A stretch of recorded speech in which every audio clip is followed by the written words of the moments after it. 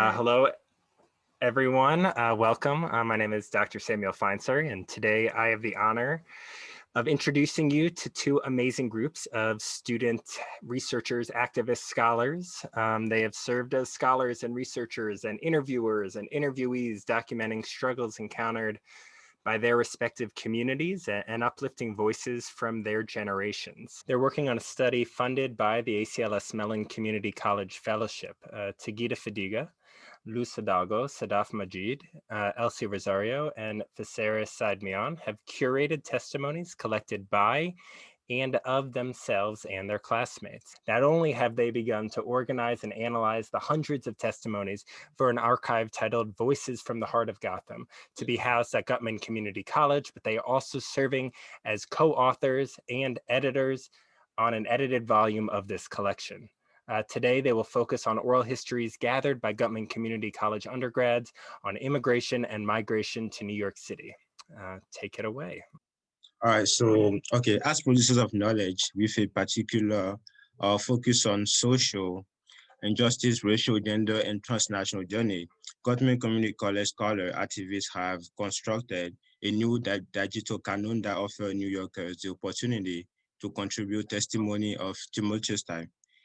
Created by the intergenerational collaboration between student, faculty, and staff, this work seeks to democratize the production of knowledge by empowering community college students, largely deriving from immigrants' households, to shape the narrative told about their community and their generation. So today, we explore a small part of this project by detailing undergraduate interview of elders, often within their own families, which have excavated testimony that humanize stories of migration and immigration to New York City. The CUNY Center for Urban Food Policy released a report in 2018 that detailed immigrant impact on the city. With more than 3 million immigrants to New York City, people born in other countries represent 37% of the city population and 43% of this workshop.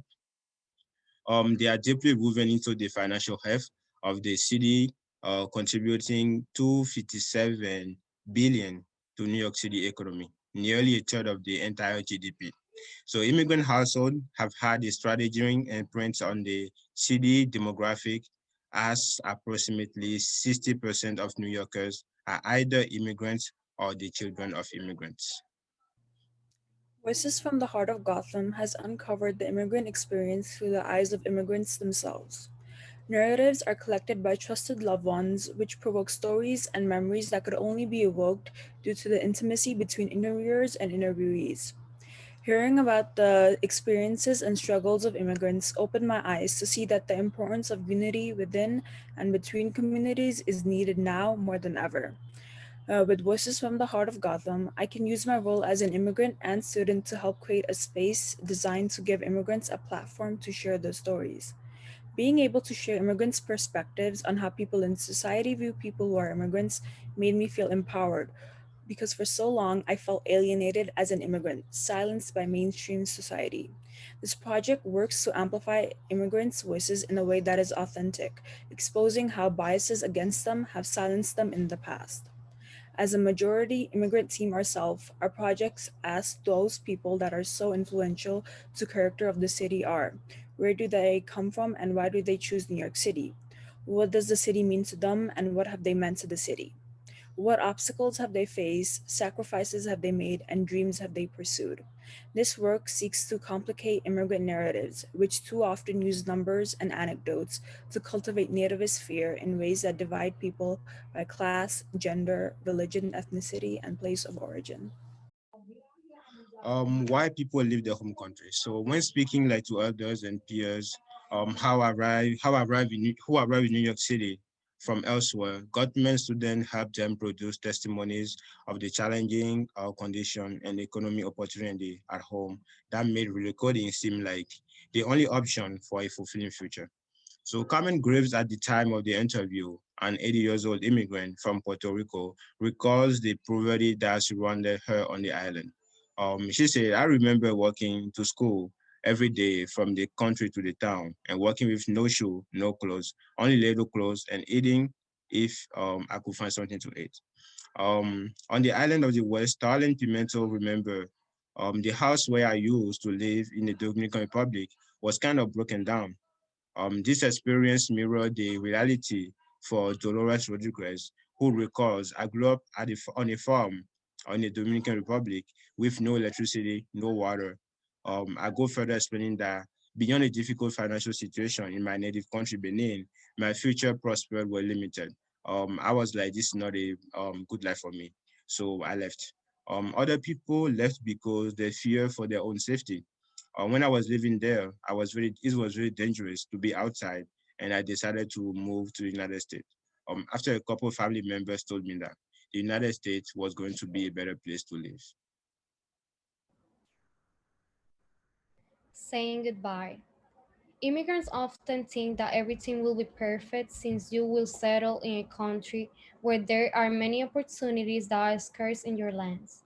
On the contrary, when you analyze and recognize that you are far from the place and the people who saw you grow up, it makes you feel nostalgic. Angela Peña, an immigrant from the Dominican Republic, says, I was a little lonely in the beginning because I didn't think I would miss my country as much as I did. So I was feeling a little homesick for a while. All of these sad feelings and devastating emotions have deterred many immigrants from wanting to persist. However, the hope of improving all aspects of life is really what inspires the immigrants that make it to never give up. Diego Chavez from Colombia explains, the hardest thing is leaving everything behind, everything you have ever known. You are leaving it and starting something new. Immigrants like Diego are leaving the people, and the community they grew up in for a country where they will have to reinvent themselves. In many ways, it's like being reborn. Nicolas Martinez, an immigrant from an immigrant interview from the DR concurs with this sentiment. La parte más difícil creo que haber dejado mi casa allá, mi casa de toda la vida, mis amigos, mi trabajo y todo, todo lo que era una vida. Through this work, we have learned immigrants have to remake or reestablish a new way of living, starting from scratch. Bernice Hewitt from Trinidad and Tobago explains, no matter what level of lifestyle you have when you come to America, you start from scratch, believe me. It was really hard to come to a country like American. You have to start from scratch, believe me. Um, when a person decides to come to a new country in search of work opportunities they were not offered to them in their home country, it is literally like having a whole new life and being a new person. The most difficult thing for an immigrant is saying goodbye and coming to a country that is totally different from theirs. In many cases, where they do not have relatives to support them or to help them persist. Therefore, it is very difficult for them to progress or to be able to achieve stability to survive such a new change. Leaving behind your roots, customs, and most importantly, your relatives, who are the people who will try to assist you above all else, is a very difficult and painful decision that will mark you for the rest of your life. However, this work we learn with this work, we learn the need to improve your life condition and that your loved ones is your greatest motive or inspiration to move forward with touchy decisions that breaks the soul into 1,000 pieces.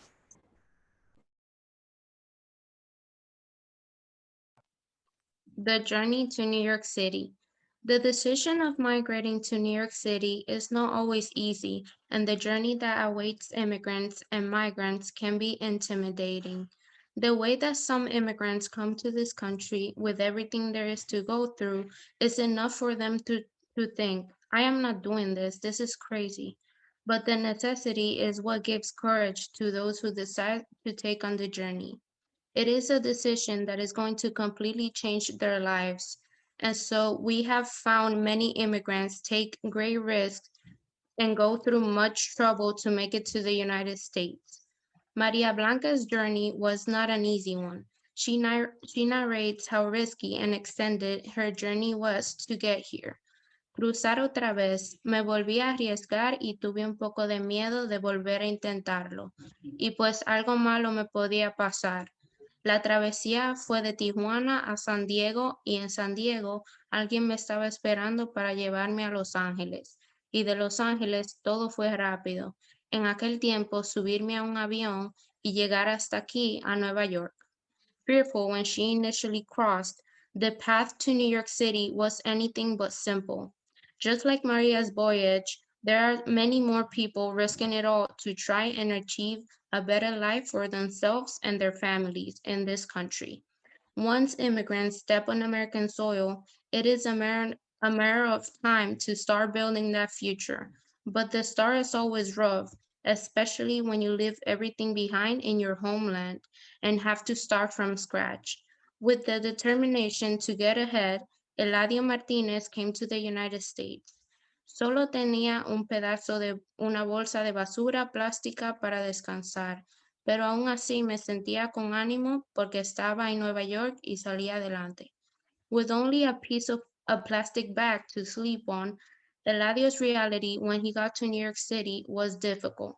Immigrants and migrants' desire to build a better life and seek a brighter future outgrows the intimidating reality that life in the United States is not an easy in the slightest. Expectations versus reality. When individuals migrate to the United States, all they visualize is the perfect world. What they do not understand is that the US is not an utopian society. This is due to the misconception and how the US is portrayed in the media. And so when they arrive, they expect to see the same visuals. Another reason for this is because family members often say to their children that the United States is the great place in the world. This is what we call expectation versus reality. For example, Aura Peña, who was interviewed by Kayla Peña, stated that the US was not everything that I expected. I arrived with the thought that it was easy to earn a lot of money. People back home would tell me that you can find money in the street in the United States. People have this mindset that coming to America is going to change their lives automatically. However, they come to the realization that it is not the case. One thing that all these interviewers have in common is that by migrating, they will be pursuing their best life.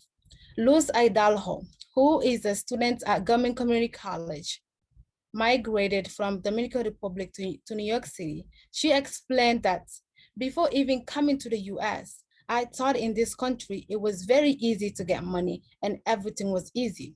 Until I started living here, I noticed that everything was hard for an immigrant coming to a new country like this. Our work has shown that particularly in regards of finances, immigrants' expectations were shattered by the limited opportunity that awaited them in New York City. This is true for immigrants who arrived in the past few decades, as well as those who came over half a century ago. Aracelis Otero, who was 80 at the time of their interview, migrated to New York City from Puerto Rico and conveyed her mother's word. My mother used to tell me that everybody in this country was rich, and I wanted to be rich too. My mother was telling me that I was going to be rich. I'm going to have a lot of clothes, and I'm going to have a lot of food. I didn't get all that. When I came to this country, we used to live in a storage room. It was only one room and the kitchen. We only had 3 beds, and there were 6 of us living in one room and the kitchen and with the kitchen. Yes, and the bathroom was outside. I remember there were 3 beds and one for my father and my stepmother, and I used to sleep with my sister, and then my 2 brothers used to sleep in the other bed. Aracelis had a tough life in her place of origin, yet nothing seems to change, even when she came to New York City. As she mentioned, I was poor in Puerto Rico, and I came here and I was still poor. Everybody in Puerto Rico had the mindset that they were going to be rich if they came here. That's what my mother said. It's not always easy to succeed in the US. There are tremendous obstacles that immigrants and migrants go through. What she expected was the complete opposite of what she experienced. No immigrants want to leave their place of origin to come live in a storage room or share a bedroom with 6 people. It's easy to create an expectation when you are told there are opportunities to create an ideal outcome, which is to better their lives. The immigrants and migrants interviewed for this project explained that they created expectations that were never met. The language barrier. A lack of language skills had a profound impact on the social lives of newly arrived immigrants, making many feel alone in some of the most densely populated neighborhoods in the world. Javier, an immigrant from Ecuador, explained, I didn't really go out because I didn't speak the language, so nobody really talked to me and I didn't speak to anybody. Pythagoras concurred. Arriving from Benin at 16, he narrates, it wasn't easy. I lived in the projects and went to school there. It was really harsh because I didn't speak any English. His interviewer followed up, but this didn't discourage you in any way? Pythagoras retorted, no, it didn't. Immigrants have to face reality really quickly when they get here. One part of that reality being the language barrier presented in all aspects of their life. Immigrant from Mexico, Brian Ruiz, expressed, I barely knew how to speak English. Everyone who knew how to speak English sounded gibberish to me. Being an immigrant myself, I remember when I first got to the United States. Not knowing much English and listening to people speaking English all around me, it was like an endless riddle in my ears. For Nara, from the country of Portugal, it was particularly difficult to speak a language other than Portuguese. She narrates, for me, it was really hard because there wasn't much opportunity because I didn't speak English. The way that I communicated with people was either in Portuguese or I wrote down on a piece of paper what I wanted to ask.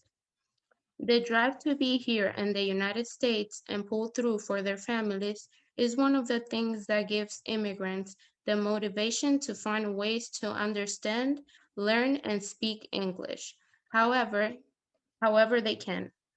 Even though there are multiple barriers that have to be surpassed to live that American dream, the desire to give it all to learn the language is always there.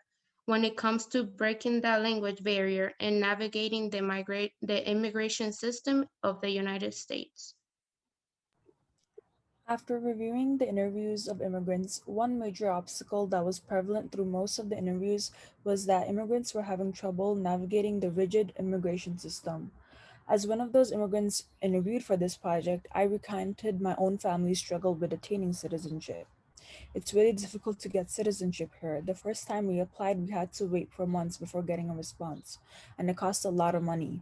We were denied the first time, and when we applied for the second time, we're not allowed to go anywhere because if we went anywhere, it's not guaranteed that we can come back in the country. Beyond the expense, fear of family separation haunted many of the immigrants interviewed for this project. Tara Wright, an immigrant from Jamaica, conveys her concern about her immigration status. I wasn't a citizen. I was afraid of being deported and being separated from my family who's here with me.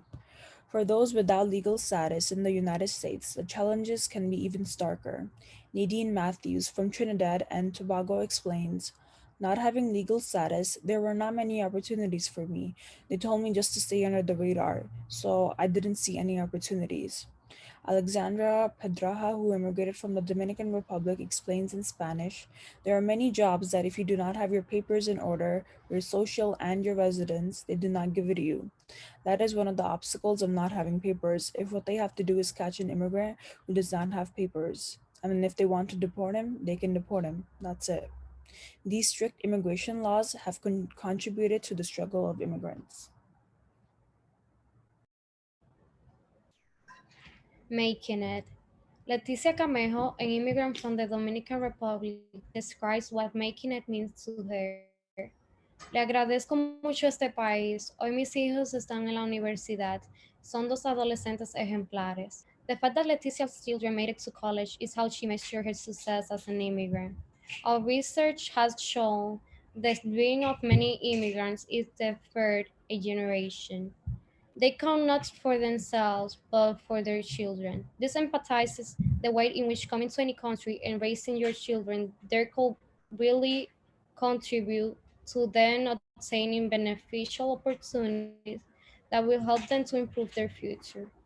A mother will always try to make her children feel capable of achieving their main objectives, but also remember to keep in mind their values and where they come from, always allowing them to recognize that their appearance does not determine their value as individuals, if not their behavior.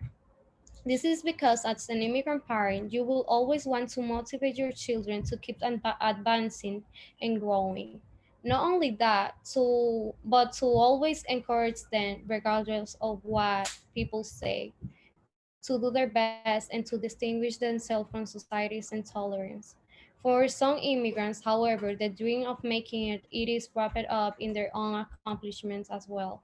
Hector Riron Sirs explains, I accomplished a lot, I really tried hard. I was able to finish school, I was able to learn English, I was able to get a job, to know the city, to get me around to understand the culture, and to live accordingly with New Yorkers. Despite the obstacles discussed throughout this presentation, the people we interviewed for this project often viewed their journeys as a success, taking pride in what they had accomplished through hard work and determination. David Rodriguez, who immigrated from Ecuador, explained his own journey. Poco a poco se fueron dando las cosas en que iba conociendo en esa ciudad. Iba conociendo las oportunidades, lo que uno tiene para salir adelante y pues hasta el día de hoy me encanta esta ciudad. Rodriguez points out that when you are influenced by positive things that motivate you, you will eventually persist. This work has shown that immigrants are often cautious of all the challenges, sacrifices, and risks that they face when coming to a new country. However, those interviewed by Guttman students express a sense of accomplishment, happiness, and pride about managing to adapt to a new lifestyle in New York City. Moreover, these immigrants demonstrated that they are creative in finding solutions, finding light in the dark path, since all the problems that we go through in our lives make us more mature, strong, and courageous. This work has shown us that many immigrants come alone, and some without a familiar face in the city of 9 million. What awaited them is as history etched in the fabric of New York, but rarely recorded as central to the American story. This project is designed, executed, and curated by us, the students at Gunman Community College, collectively working to challenge harmful narratives about the communities from where we and our classmates derived. It is great that through this project, people outside the immigrant community could now kind of see and hear about what immigrants go through when they are in the process of getting to New York City and when they finally get here. I also feel proud to now be a spokesperson for those people who I identify with and I am a part of, which is the immigrant population in the search of the American dream. It is only fitting that a group of immigrants communicates the message born in this archive. It allows for authenticity that makes this work much more clearly delivered. I now look at myself as a person who assisted to advocate for my fellow immigrants throughout their hardship and journey to New York City. The stories we put out there are not the everyday story that people normally read about. Therefore, advocating and spreading these simultaneously heartbreaking and uplifting stories will help the nation view the immigrants of which they are so dependent. For me, this work is an important form of activism. Conducting and creating interviews as an immigrant myself put me in the shoe of my interviewee and allow us both to find strength in the commonality of our journey. Further, because I and many of the interview I got men are immigrant ourselves, we design better questions informed by our own experience, and could emphasize with immigrants after view in ways that cultivated a sense of unity through shared struggle. I believe that this work matter because for me, it's a way to support my immigrant brothers and sisters out there and let them know that they're not alone.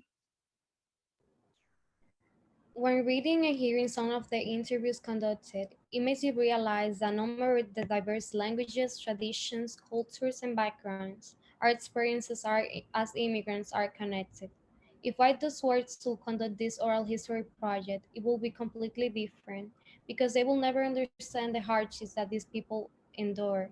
And because of this, they could never evoke these stories and memories that emerge in dialogue with someone who has a shared experience. We as students have walked in the shoes of these interviews. Thank you all. That was awesome. Excellent.